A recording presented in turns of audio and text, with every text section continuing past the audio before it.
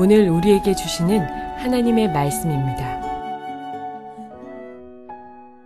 르우벤이 돌아와 구덩이에 이르러 본즉 거기 요셉이 없는지라 옷을 찢고 아우들에게로 되돌아와서 이르되 아이가 없도다.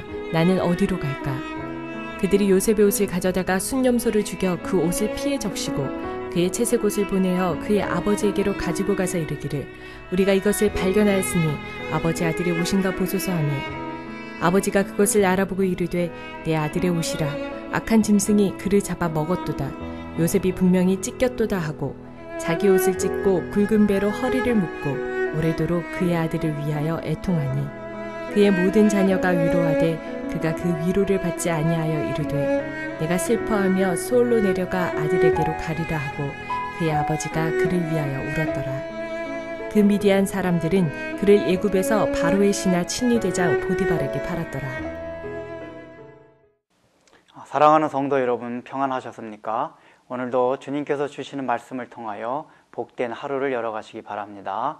오늘 우리에게 주실 하나님의 말씀은 창세기 37장 29절에서 36절 말씀입니다. 요셉의 형들이 요셉을 드디어 구덩이에 가둬놨다가 이제 미디안 상인들한테 애부로 팔아버립니다. 아마 그 장소에 르우벤이 잠깐 어디 갔다가 없었던 것 같습니다. 르우벤이 와서 요셉이 없어진 줄 알고 깜짝 놀랍니다. 그럼에도 불구하고 르우벤은 이 일에 아무 영향력을 미치지 못합니다. 왜 그렇습니까? 르우벤이 죄가 있었기 때문입니다. 아무도 르우벤이 그 서무와 간통하는 사건을 통해서 장자가 가진 권위라든가 영향력을 많이 잃어버린 것 같습니다. 그래서 그의 다른 형제들이 그 형의 말을 거의 듣지 않고 영향력이 미치지 않았던 것입니다. 이것은 바로 우리 죄인이 죄인을 구원할 수 없다는 것입니다. 오직 죄인은 죄 없는 의인만이 죄인을 구원할 수 있다는 것을 바로 지금 이 일을 통해서 보여주고 있는 것입니다. 그래서 바로 이 땅에 어떤 사람이 온다 해도 우리 죄인은 구원할 수 없고 예수님만이 하나님이신 그분만이 우리를 구원할 수 있다는 것을 바로 이 본문을 통해서 우리에게 알려주시는 것입니다. 그래서 일단은 하여간 요셉이 그렇게 팔려간 걸 형들이 야곱에게 보고합니다. 근데 지금 이 형제들이 직접 가서 보고하지 않습니다. 옷만 찢어가지고 수양을 죽여다가 그 피를 묻혀가지고 다른 사람한테 보냅니다. 그만큼 지금 이 자녀들은 아버지를 대할 자신이 없는 겁니다. 왜냐하면 아버지가 요셉을 사랑하는 걸 알고 있었기 때문입니다. 그런데 그 뒤에 표현에 나오는 뉘앙스를 본다면은 이 야곱의 그 아들들은 분명히 요셉이 죽은 걸로 생각할 때 그 아버지가 놀라고 어느 정도 충격을 받을 것이긴 하지만은 자기네가 생각했던 것보다는 훨씬 더 큰 충격과 야곱이 상심에 쌓인다는 것을 알게 됩니다. 아마 이 형들이 생각한 것은 어느 정도 조금 슬퍼하고 애통하다가 그치겠지라는 생각을 한 것 같습니다. 그래서 이렇게 쉽게 죄악을 저지른 것입니다. 지금 이들은 이 요셉을 구덩이에 넣었다가 상인들한테 파는 행위를 하면서 전혀 죄책감을 느끼지 않고 있습니다. 문제의 심각성을 알지 못하고 있다는 것입니다. 그렇기 때문에 왜냐하면은 이들은 아버지가 그런 반응이 나올 줄은 생각을 못했던 것입니다. 그런데 막상 이제 요셉이 죽은 것으로 보고가 되고 그 아버지의 반응, 아버지가 너무너무 슬프고 통곡하면서 음부에까지 내려가리라 하는 그런 말을 하는 거 보고 이 아들들은 놀라기 시작합니다. 그때부터 이제 겁나기 시작합니다. 그래서 사실은 나중에 성경을 보면 이 뒤부터 요셉의 형들도 여기에 대한 양심의 가책을 느끼기 시작합니다. 그전에는 아예 양심의 가책 자체가 없습니다. 왜 일어났습니까? 그 아버지의 반응을 보았기 때문입니다. 그 지금 아버지에게 있어서 요셉이라는 그 아들은 그저 한 아들 정도가 아니었구나. 그 요셉은 야곱에게 있어서 인생의 전부였습니다. 지금까지 라헬도 죽었고 또 다른 슬픈 일도 만났지만은 요셉의 형들이 자기 아버지가 그렇게 통곡하며 애통하며 음부에까지 내려가는 고통을 본 적이 한 번도 없었습니다. 그만큼 지금 요셉은 그 아버지에게 있어서는 전부였구나. 이런 걸 깨닫고 난 뒤에 이들이 마음의 가책을 느끼기 시작합니다. 여러분, 이것이 무엇을 말합니까?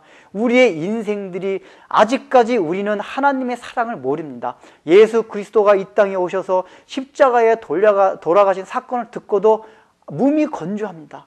아무 반응이 없습니다. 왜 그렇습니까? 지금 우리가 살아가면서 하는 모든 행동과 마음가짐들이 전혀 죄라고 생각하고 있지 않기 때문입니다. 그냥 평범하다고 생각합니다. 나는 잘 살아가고 있다고 생각합니다. 왜 그렇습니까? 바로 예수님께서 십자가에 돌아가신 그 사건을 하나님이 어떻게 생각하는지를 모르고 있기 때문입니다. 그러나 여러분, 우리 사도행전도 보십시오. 참으로 유대인들이 예수님을 죽인 것에 대해서 전혀 죄책감을 느끼고 있지 못하다가 그들이 사도 바울과 베드로와 또 그런 스데반의 설교를 듣다가 어떤 마음이 듭니까? 참으로 그 마음을 찢으면서 회개한다고 나옵니다. 어떨 때 그런 마음이 들은지 아십니까? 바로 하나님의 진노하심인 걸 알았습니다. 그 예수 그리스도의 십자가 사건이 당신의 가장 사랑하는 독생자를 죽이는 그 하나님의 울음, 하나님의 통곡소리라는 것이 십자가 사건이라는 것을 알았기 때문입니다.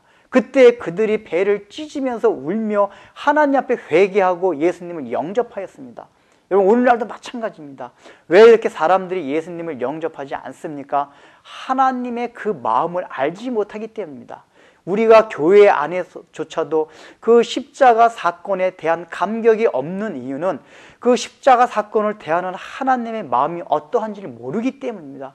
여러분, 십자가 사건, 그 십자가 달려 돌아가실 때 하늘이 다 컴컴해졌다 했습니다. 그것이 무엇을 의미합니까? 하나님의 마음을 나타냅니다. 참으로 하나님께서는 그 마음을 찢기시면서 우리를 구원하기 위해서 독생자를 십자가에서 죽게 하셨습니다.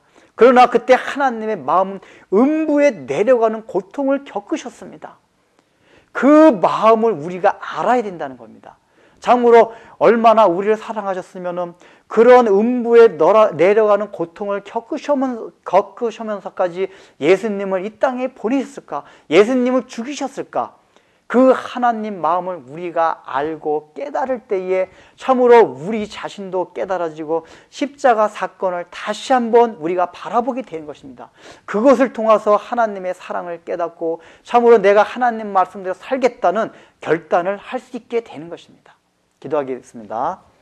하나님 아버지, 그 야곱의 아들들은 요셉을 죽이는 것을 그저 애굽에 팔아넘긴 것을 대수롭지 않게 생각했기 때문에 참으로 그런 일을 하면서 태연하게 밥까지 먹었습니다. 참으로 아버지가 그런 반응이 나올 줄은 몰랐습니다. 그러나 하나님 아버지, 그 아버지의 반응은 요셉이 전부였습니다. 지금까지 인생을 살아오면서 그러한 아버지의 반응을 본 적이 없는 것을 이제 그 아들들이 깨닫고 거기에 대한 죄책감을 느끼기 시작했습니다. 하나님 아버지, 오늘날 우리가 살아가면서 십자가 사건을 대하면서도 예수님이 그 몸을 찢기시면서 죽는 사건을 대하면서도 우리 마음에 아무 감동과 감격이 없는 것이 왜 그렇습니까?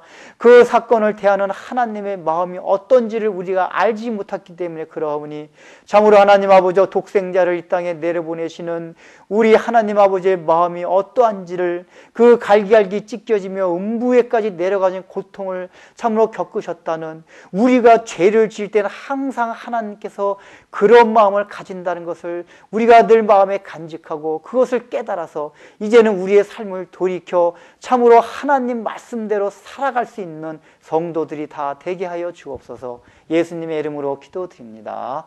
아멘.